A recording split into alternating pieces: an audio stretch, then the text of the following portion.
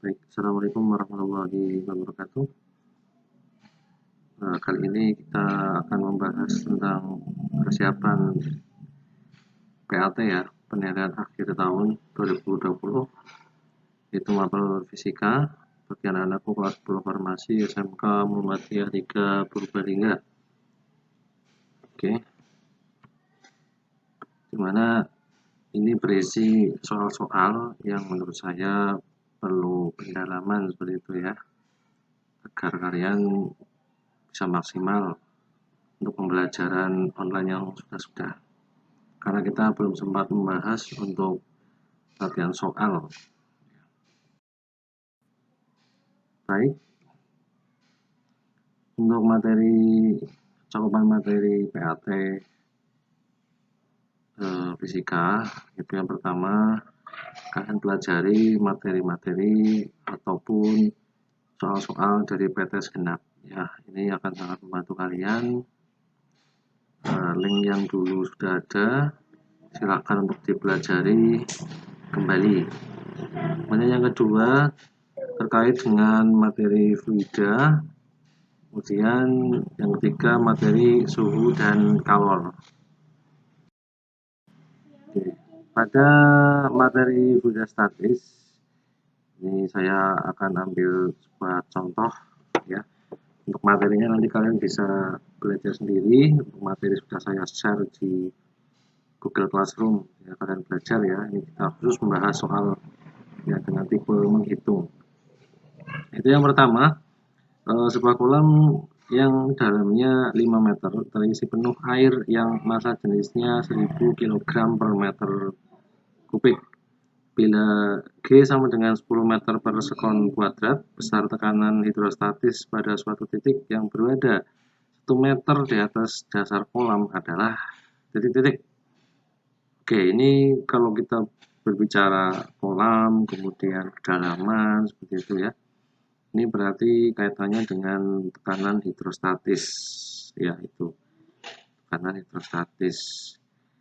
Oke, untuk penjelasannya, yang pertama seperti biasa diketahui H 4 meter ya. Kenapa 4 meter? H itu di sini adalah ketinggian, ya, definisinya ketinggian. Tapi kalau dalam kolam ini berarti ketinggiannya dihitung dari permukaan air, atau kita bisa menyebutnya kedalaman. Sehingga kolamnya tuh tingginya 5 meter, terisi air penuh, kemudian yang ditanyakan adalah 1 meter di atas dasar, berarti ketinggiannya berapa? Itu 5 dikurangi 1, 4 meter berarti ya, di bawah permukaan air. Itu ya, itu penting sekali, jadi kalian harus hati-hati dan teliti dalam menentukan H. Kemudian yang kedua, massa jenis 1000 kg per meter kubik, sejenis air ya, ini sejenis air. Kemudian G gravitasi yaitu 10 meter per sekon kuadrat.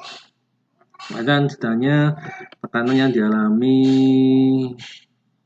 ya pada ketinggian tersebut. Kita jawab dengan persamaan tekanan hidrostatis P sama dengan rho kali G kali H. Ya, kita masukkan nilainya rho 1000, G 10 dan H 4 sehingga menghasilkan 40.000 Newton per meter persegi ya, atau Pascal.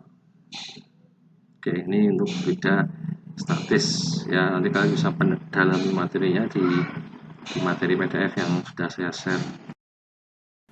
Baik, soal yang kedua, sebuah dongkrak hidrolik luas penambangnya masing-masing 1 meter persegi dan 20 meter persegi. Jika pada penambang yang kecil ditekan dengan gaya sebesar 80 Newton, berapa gaya yang dihasilkan pada penambang yang besar? Ya, ini. Nah, kalau sudah bicara tentang hidrolik, dongkrak, ini berarti kaitannya dengan hukum Pascal. Sehingga nanti kita menyelesaikannya dengan persamaan hukum Pascal ya. Penyelesaiannya, yang pertama diketahui luas penambang 1 atau A1 1 meter persegi ya. Kemudian luas penambang 2A2 20 meter persegi. Kemudian F1 gaya yang bekerja di penambang 1 yaitu 80 Newton. Dan ditanya berapa gaya yang dihasilkan pada F2. Kalau diilustrasikan seperti ini ya, di mana ini A1 ya, ini A1 ditekan oleh F1, kemudian ini ke fluida ternyata menghasilkan F2 ya. Ini penampangnya A2, penampangnya berbeda. Kemudian dengan penampang yang berbeda ini ternyata tekanannya sama itu kemarin ya, sehingga bisa kita jawab menggunakan hukum Pascal di mana P1 sama dengan P2 ya, di mana P1 adalah F1 per A1 maka akan sama dengan F2 per A2. F1 kita masukkan 80 per 1 sama dengan F2 yang ditanyakan dibagi dengan 20. Ini tinggal dikalikan silang, ketemu F2 sama dengan 800 Newton ya. Nah, dalam soal nanti bisa saja ada pengembangan ya, dimana mungkin luas penampangnya diketahuinya jari-jari atau diameter ya, kalian harus mencari luasannya itu misalnya lingkaran ya, sehingga kalian harus mencari A1 nya menghitung dulu, misalkan seperti itu nanti dalam soal yang lain, tapi ini kita belajar untuk soal yang sederhana terlebih dahulu ya. Pada intinya penyelesaiannya seperti itu, sehingga kalau kalian pahami alurnya, saya yakin kalian nanti bisa untuk menghitung. Oke, seperti itu. Ini hukum Pascal ya. Kemudian yang ketiga masuk ke fluida dinamis. Ini berarti fluida yang mengalir ya, ada aliran gitu ya, bukan diam. Nah, kita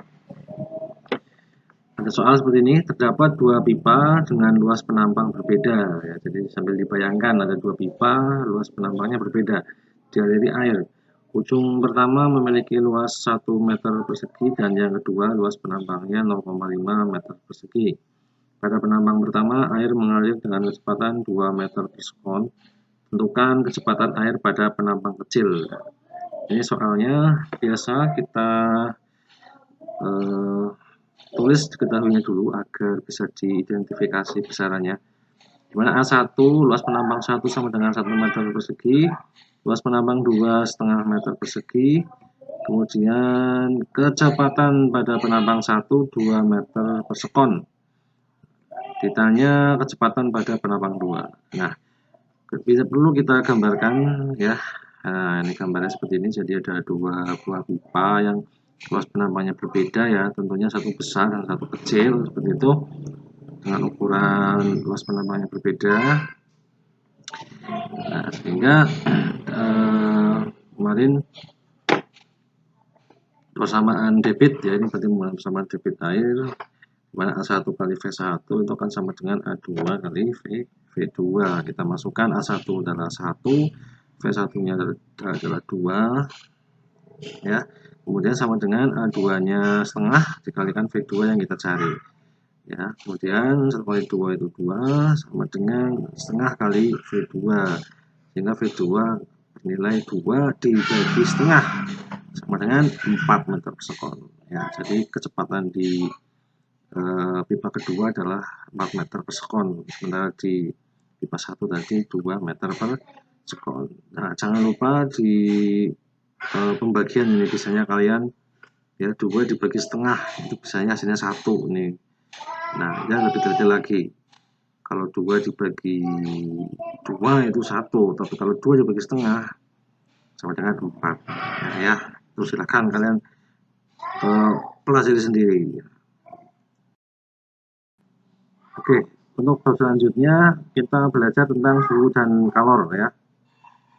Suhu dan kalor, contoh soalnya sebuah termometer X ya, jadi ada sebuah termometer X, titik bekunya 20 derajat X dan titik didih air pada termometer itu 120 derajat X.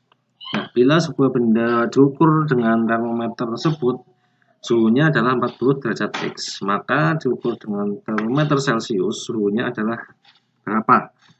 Nah, biasanya sama, kita diidentifikasi ya, diketahui Tx sama dengan 40 derajat X ya.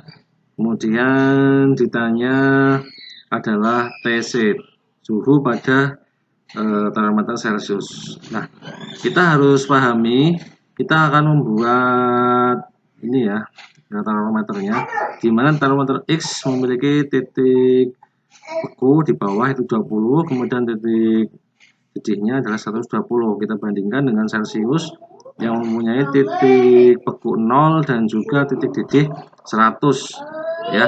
Kemudian di tengahnya diketahui Tx adalah 40 derajat X dan TC-nya yang ditanyakan, sehingga kita bisa menggunakan perbandingan ya. Perbandingannya gimana? Dimana Tx dikurangi 20 ini dibagi 120 dibagi 20 dikurangi 20 akan sama dengan TC ini, TC dikurangi 0 dibagi 100 kurangi 0. Jadi ini hanya perbandingan biasa ya, tapi ini tolong dipahami ya. Oke. Nah, kita hitung Tx kita masukkan 40 dikurangi 20 dibagi 120 dibagi 20 adalah 100 sama dengan TC per 100.